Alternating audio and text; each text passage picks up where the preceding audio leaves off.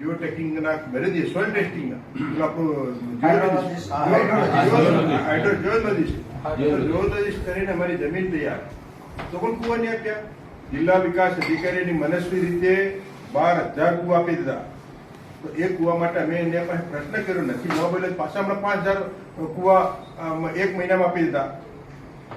માત્ર ને માત્ર મહાત્મા ગાંધી રાષ્ટ્રીય રોજગાર યોજના અધિકારીએ એની ગુડબુકમાં સરકારશ્રીની ગુડબુકમાં કામગીરીમાં હું પ્રથમ નંબરે છું. સારી કામગીરી આ રીતે અબજો કરોડો રૂપિયા આપી દીધા અને એનજીઓ મારફત કામ કરે છે. આજે અમારો ગરીબ માણસ જેને ગરીબાઈ શું કે છે, જેના ઘરે ગરીબાઈ આવે એને ગરીબાઈની ખબર પડે, જેને ગરીબાઈ જીવનમાં દેખી નથી એને ગરીબાઈની શું ખબર પડે. હું પોતે આદિવાસી ખેડૂત છું, ધરતીનો ખેડૂત છું, મોટો ખેડૂત છું. મારા લોકો કઈ રીતે જીવન ગુજારે છે, કઈ રીતે રોજગારી મેળવે છે અને સવારથી સાંજ સુધી મા બાપના પેટના ફાળો પૂરો દર ભટકે છે, મજૂરી કરે અને સાંજે સૂકો રોટલો ને મરચું ખવડાવીને મા બાપને સુડાવે. એ દિવસોમાં દેખેલા જે સમાજમાંથી આવું છું અને એનું અમલવારી થતી. પ્રભારી મંત્રી સાહેબને કીધું, પ્રભારી મંત્રી સાહેબ થોડો ટાઈમમાં થોડું પરિવર્તન ચેન્જ થઈ ગયું. આનું કશું નથી અને ડીડીઓ કોઈ મિટિંગમાં આવતો પણ નથી, ખાલી આવતા સાપ્તાહમાં રહે છે અને અમને કોઈ જાતનો સંકલન પણ નથી ધારાસભ્યનો. ધારાસભ્ય એટલે કઈ બાજુ મુલા સમજે છે? ધારાસભ્ય અમે પણ 3.5 લાખ પ્રજાના પ્રતિનિધિ છે.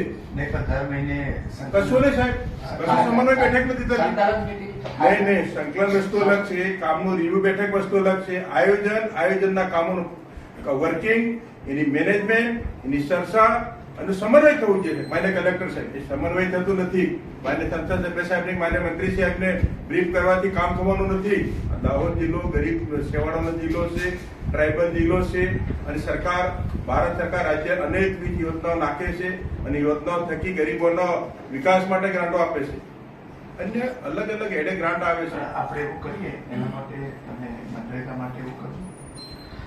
આજે ડીડીઓ રાજા ઉપર છે, માન્ય મંત્રી સાહેબ, ડીઆરડીએ છે તો એમને પૂછી લે. માન્ય પ્રભારી સાહેબ એવું છે, અધિકારીઓને એવું છે, અધિકારી શાસન ચલાવે છે. ધારાસભ્યનો કોઈ પ્રોટોકોલ પણ ચલાવતા નથી. ધારાસભ્યને એવું છે, અધિકારીઓને છે અમે અધિકારી છે. અધિકારી તમારા કરતા તમારો જયારે નોકરી નહીં મળી ને એ દિવસથી હું 1993 થી સરકાર ચલાવું. સરકારમાં હું આજ દિન સુધી એ માણસનો ગુણ વિષય છે. હું સરકારમાં હું ભાગીદારી છે મારી. તમને જેટલું જ્ઞાન નથી ને એટલું અમે ગરીબોની સેવા કરી છે. પણ તમારી વાત સાચી, કશું નથી સાંભળતા સાહેબ. હું એમ કહું છું એના માટે સોલ્યુશન લઈ આપી. તમે ડીઆરડીએ ને સાથે રાખી જિલ્લા પંચાયતના સંબંધિત અધિકારીઓ અને સાહેબ 3 વર્ષથી હું ધારાસભ્ય દિશાની બેઠક, માન્ય સંસદ સભ્યનો ચેરમેન છે, માન્ય ડીડીઓશ્રીનો સભ્ય સચિવ છે. દિશાની બેઠક હોય 15 દિવસ પહેલા સ્થાનિક ધારાસભ્ય હોય, જિલ્લા પંચાયત પ્રમુખ હોય, પ્રભારી મંત્રી સાહેબ હોય, બધાનું સંકલન સમન્વય કરી અને પછી દિશાની બેઠક બોલાવી છે અને વિસ્તારથી દિશાની બેઠકમાં ચર્ચા થઈ જાય તો શર્ટ ટ્રેન પટ 10 મિનિટમાં ખેલ ખતમ. દાહોદ હતો ત્યાંથી તો પાછળ નિષેકલા ક્રમાંકે જઈ રહ્યો અને ખાલી પેપર વગર દાહોદ આટલું સાહેબ નહીં ચાલે. એવું છે દિશાની મિટિંગ તો આપણે થવાની છે અને એ વખતે આપણે જે ચર્ચા કરવી એ બધાને છૂટ જ હોય છે. એ વખતે ચર્ચા કરી લેવી અને મનરેગા માટે છે તમે અલગથી મિટિંગ બોલાવો. મિટિંગ બોલાવીને ધારાસભ્યોને હાજર રાખો, બધાને દરેક વિસ્તારનો રિવ્યુ લીધો. પહેલા એમની પાસેથી સૂચનો માંગી લો કે શું કરવાનું છે. કારણ કે આપણે તો સામાન્ય રીતે તો એવું છે ગ્રામ સભા નક્કી કરે પછી જ આપણે એનું કરતા હોઈએ છીએ. પ્રભારી સાહેબ ધારાસભ્ય કેટલા બોલાય તો વાત કરો, અમને હજી તો ઓળખતા નથી. ડીઆરડી નિયામક અમને અમારા દ્વારા હજી તો એક બેઠક નથી કરી. ને પણ કરશે. હવે તમે તારીખ નક્કી આજે જ કરી લેજો. આજે તારીખ નક્કી કરી અને તમને ધારાસભ્યોને એને સંબંધિત અધિકારીઓ અને તાલુકા પંચાયતના પ્રમુખને હાજર રાખો. કારણ કે એમાં તાલુકા પંચાયત આવતા હોય છે, એને રાખો અને એના સૂચનો પહેલાથી માગી લો કે તમારા સૂચનો એ આપો અને પછી આપણે નક્કી કરો. પ્રભારી સાહેબ પ્રશ્નો ઉભા થવાનું કારણ અધિકારી જ છે.